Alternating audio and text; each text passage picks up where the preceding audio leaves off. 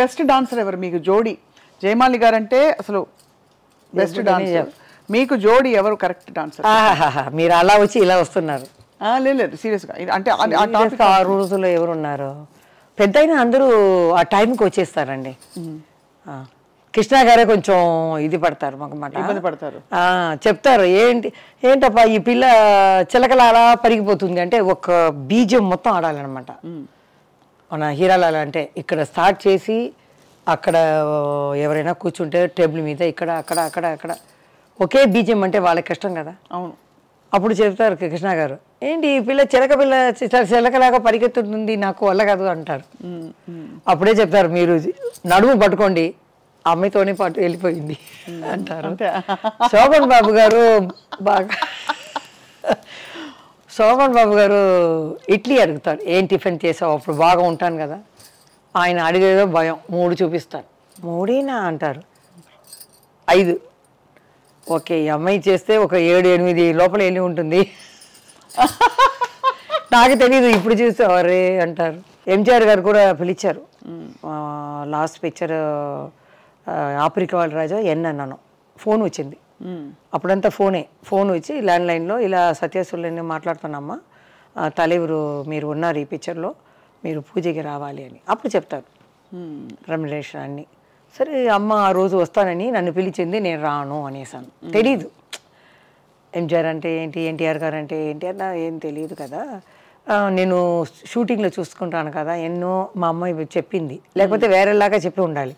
వాళ్ళు పెద్ద ఇదండి, వాళ్ళు వెళ్ళకపోతే చాలా కష్టం అని చెప్పాలి. మా అమ్మ కూడా ఏం లేదు, అమ్మాయి వెళ్ళింది. మా నాన్న అమ్మ వెళ్తే కరెక్ట్గా అడిగారంట, జయ రాలేదా అని. లేదండి కొంచెం ఫీవరిష్గా ఉందని ఆయన కడపెడతారు. నెక్స్ట్ ఈవినింగ్ నేను బయట వెళ్తే తెలిసిపోతుంది, ఒక మనిషిని పెట్టేస్తారు, ఎవరెవరు ఏం చేస్తారో ఆ చేతిలో ఉంటుంది.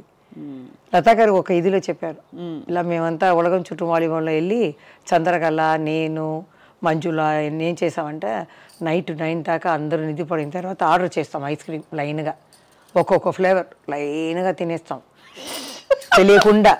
నెక్స్ట్ డే ఎంజాయ్ గారు చూసారంట, ఏంటి ఈ రూముకు చాలా అప్పుడప్పుడు 1 అవర్కి ఒకసారి ఐస్ క్రీమ్ వెళ్ళిందంట అంటే, వీళ్ళు ఏంటి ఎట్లా తెలిసింది ఈయనకి చెప్పేస్తారంట.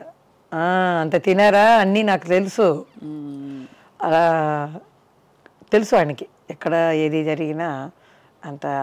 ఆయనతో యాక్ట్ చేయలేదు, కానీ నా డ్యాన్స్కి చీఫ్ గెస్ట్గా వచ్చారు. ఒక సాంగే చూసానమ్మా, డ్యాన్స్ అయిన తర్వాత నేను వెళ్ళిపోతానన్నారు. అమ్మ వెళ్ళి అడిగింది, లేదు ఫుల్గా చెయ్యండి, ఫుల్ సాంగ్ చూశారు. ఫుల్ 1 అవర్ చూసి నాకు బ్లెస్సింగ్ ఇచ్చి వెళ్ళారనమాట. సో అది చాలు నాకు. మీకు అంతా అంటే మీకు మీ కెరీర్ ఎలా ఉందంటే అందరితో అంత మంచి రిలేషన్షిప్, అంత హ్యాపీ కెరియర్, ఎక్కడ ఒక్కచోట కూడా జయమాలి గారికి కష్టం రాలేదా? మనసు కష్టం వేసిందా? ఏ కష్టం అంటారు? డ్రెస్ గురించా, డ్రెస్ మూవ్మెంట్, లేకపోతే ఎవరేదో అన్నారని కామెంట్ చేశారని ఏదైనా కష్టం వచ్చింది? ఆ రోజుల్లో అలా లేదండి, ఆ రోజుల్లో అలా లేదు. హ్యాపీగా ఉంటాం, ఇలా కప్పుకొని కూర్చుంటాం, అక్కడ వెళ్ళేటప్పుడు అలా తీసేస్తాం, ఆడుతాం, వచ్చేస్తాం అంతే. అట్లా ఉండేది అప్పుడు.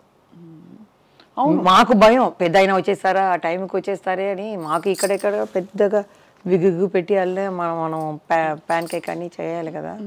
పెద్ద అయినా వచ్చేస్తారా, మనం ముందు వెళ్ళాలి అని కరెక్ట్ టైంకి వచ్చేస్తాను. ఎవరు అడిగినా కూడా చెప్తారు, కరెక్ట్ టైంగా అమ్మాయి వస్తుంది, తన పని చేస్తుంది, సైలెంట్గా వెళ్ళిపోతుంది, మాకేం ఇబ్బంది లేదు అంటారు. ఆ పేరు తెచ్చుకున్నాను. అమ్మ కూడా చెప్తుంది, అత్తగారి పేరు కాపాడాలని, అది నేను కాపాడాను. ఇప్పుడు మా పెద్ద వాళ్ళు ఉన్నారు కదా లెజెండ్, వాళ్ళ పేరు నేను అప్పుడు చేసేటప్పుడు ఏదో చెడ్డ పేరు అయినా కూడా వాళ్ళ నుంచి నేర్చుకున్న టైమింగ్, ఆ పర్ఫెక్ట్. చిన్న కూతురు ఎవరైనా వస్తా కూడా రండి రండి, ఆ మర్యాదలు అన్నీ చెప్పాలి. ఇవన్నీ సిల్క్ స్మిత గారికి ఏమైందండి? అంటే మీరు ఆ రోజుల్లో యాక్చువల్గా నాకు పెళ్ళి చేసేటప్పుడు అమ్మాయి వచ్చి బొకే కింద కారులోకి వచ్చింది, బొకే మేనేజర్ వచ్చి ఇచ్చారు, అమ్మాయి రాలా. అప్పుడు చెప్పారు, పెద్ద పైన నుంచి చూసారంట, సిల్క్ సినిమా ఉంది కారులో అని. నాకు మేము తమిళ పిక్చర్ చేసాం, ఏదో ఒక పిక్చర్, మంచి పిక్చర్. మన ప్రశాంత్ ఉన్నారు కదా హీరో, తమిళ్లో త్యాగరాజన్ అని. 3 జ్యోతిలక్ష్మి గారు, నేను, సిల్క్ స్మిత, ముగ్గురు ఆయన ప్రేమిస్తాం. ఆయనేమో సిల్క్ స్మిత అందం అని చూపిస్తాడు. మాకు అప్పుడు ఏమీ అది ఇది లేదు. అంటే అలాంటి పోటీ లేదు. ముగ్గురుతో మా అమ్మ ఏం చెప్తుంది, మా క్యారెక్టర్ ఏంటి, ఇదే చూసింది. గెలుపు ఆమె గెలిచిందంటే ఏంటి, సో వాట్, అవును అలా వస్తుంది. అదేంటి మాకు ఏమో అలాంటి ఇది లేదు. కానీ అమ్మాయి గురించి నేను చాలా బాధపడతాను. ఒక అమ్మ నాన్నని పక్కన ఉంటే అది వేరు, దూరంగా ఉన్నారు కదా. అవునండి, అవును. శారదా గారు కూడా చెప్తారు, జయ పర్వాలేదు, నువ్వు లవ్ అని పడి నీ జీవితాన్ని నాశనం చేసుకోలేదు, మేమంతా 2సారి అలా అయిపోయిందమ్మా అంటారు. ఈ 5 yearsగా బయటకు వస్తున్నాను. ఇప్పుడు కూడా నాకు లెజెండే దొరికారు, శారదా గారు, రాజేశ్రీ గారు, ఎంజిఆర్ లత గారు, వెన్నీ రణవీణ గారు, చచ్చు గారు, వీళ్ళతోనే నాకు వచ్చింది మళ్ళీ. సో అప్పుడు శారదా గారు ఒక మ్యారేజ్కి వెళ్తే కూడా అందరూ శారదమ్మ పెద్ద ఊరేసి శారదా కదా. అదే చెప్తాను, ఊరేసి అనేది ఆ అమ్మాయికి యాక్టింగ్లో కాదు, ఈ మనసుకి ఇవ్వాలి. ఎట్లా అంటే పెళ్ళికి పోతే నమస్కారం అంటే వెనకాల చూడండి ఎవరు వస్తున్నారు, జయమాలిని జయమాలిని ఇలా చెప్తున్నారు. నాకు ఆశ్చర్యం అయిపోయింది. ఎవరైనా డైరెక్టర్ వచ్చి కూడా నమస్కారమ్మా అంటే పక్కన ఎవరు చూసారా, జయమాలిని జయమాలిని అంటున్నారు. దానికే ఇవ్వాలి ఆవిడికి. తర్వాత శ్రీదేవి చనిపోయే ముందు మేము ఒక చోట్లో 1 yearకి ఒకసారి కలుస్తామన్నమాట. ఈ కాఫీ టీ బజ్జీలు ఇవన్నీ పెట్టుకొని గెట్ టుగెదర్ లాగా. అప్పుడు మాట్లాడేటప్పుడు చెప్పారు శారదా గారు, మనం కూడా మా శ్రీదేవి గారిని పిలవాలమ్మా, ఎందుకంటే చిన్నప్పటి నుంచి యాక్ట్ చేస్తుంది, మనం ఇలా పెడతామని పిలుస్తాం అన్నారు. అవునమ్మా అన్నాను నేను. ఒక 6 monthsలో అమ్మాయి చనిపోయింది. అమ్మాయికి తెలిసిపోయింది చూడండి, అమ్మాయికి తెలిసిపోయింది కలవాలని. నాకు కూడా కృష్ణ గారిని చూడాలని ఒక ఆశ ఉండేది. విజయనిర్మల గారు చనిపోయేటప్పుడు ఆయన ఏడిచారు చూడండి, అది నేను చూడలేకపోయాను. నాకు చాలా బాధ వేసింది, నేను చూడలేదు. ఎవరు బెస్ట్ ఫ్రెండ్ కదండి ఆయనకి, ఇప్పుడు అంటి పెట్టుకునే ఉండేవారు ఆవిడ. కానీ ఆయన షూటింగ్లో ఎప్పుడు ఎనర్జెటిక్గా ఉంటారు, కెమెరామెన్తో మాట్లాడతారు, ఏ పెద్ద చిన్న అవన్నీ లేదు, నిలుస్తూనే ఉంటారు. ఆవిడ పోయిన తర్వాత ఆయన ఏడవటం నాకు కష్టంగా ఉండింది. ఎప్పుడు బ్రిస్క్గా ఉండేవారు, ఏ మూమెంట్ చెయ్యను, ఇది చెయ్యను, అది చెయ్యను, ఏం చేయకపోవారు. అలాంటివారు చేసేటప్పుడు నాకు బాధగా ఉంది. ఎట్లయినా మనం వెళ్ళి ఒకసారి వాళ్ళని ఆశీర్వాదం తీసుకోవాలి, కలవాలని అనుకున్నాను.